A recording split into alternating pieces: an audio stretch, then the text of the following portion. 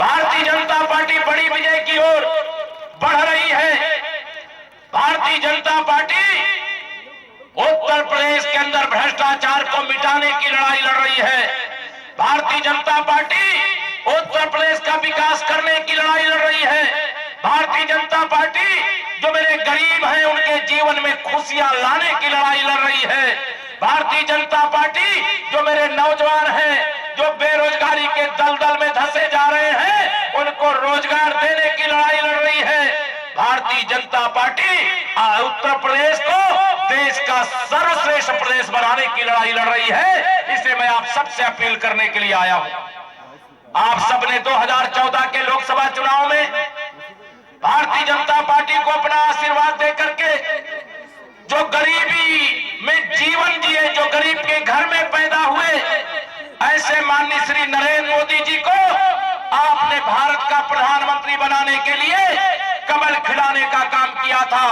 मैं आप सबका आह्वान करना चाहता हूं। मोदी जी जब प्रधानमंत्री बने थे तो तमाम विरोधी दल के लोग कहते थे मोदी जी चाय बेचने वाले हैं। मोदी जी ने उस समय कहा था मैंने चाय बेची है, मैंने देश बेचने का काम नहीं किया था।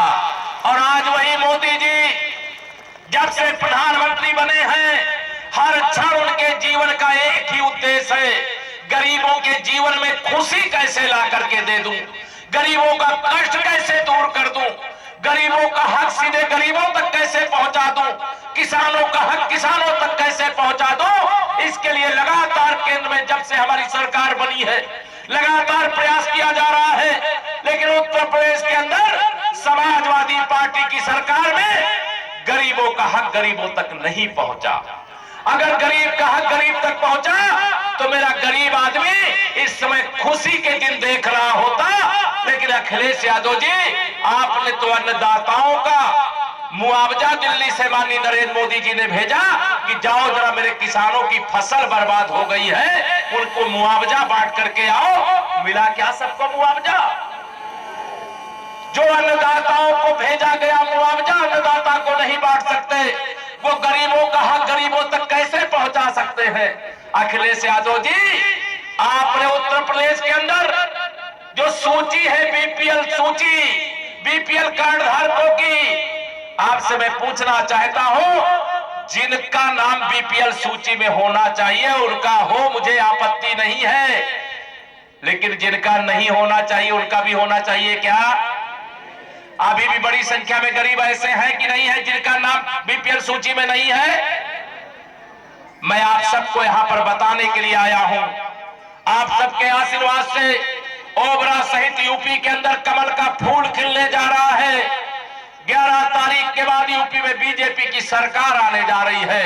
अब गरीबों चिंता छोड़ दो, क्योंकि बीजेपी की सरकार आने के बाद भारतीय जनता पार्टी की सरकार के द्वारा गरीबों को गरीब कल्याण कार्ड बना करके देने का काम किया जाएगा। गरीब कल्याण कार्ड बना के देने का काम किया जाएगा, जिससे मेरे गरीबों को उस कार्ड से राशन भी मिलेगा और अगर कोई बीमार हो जाएगा तो फ्री में उसे दवाई भी मिलेगी, उसका इलाज भी होगा।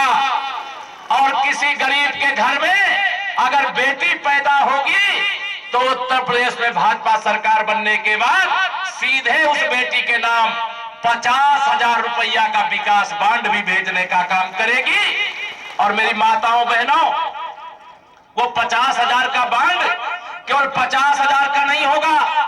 बेटी पैदा होते समय 50,000 पाएगी, लेकिन जब 21 साल की होगी तो उसे 2 लाख रुपया मिलेगा। 2 लाख रुपया शानदार ढंग से बेटी का विवाह कर सकते हैं।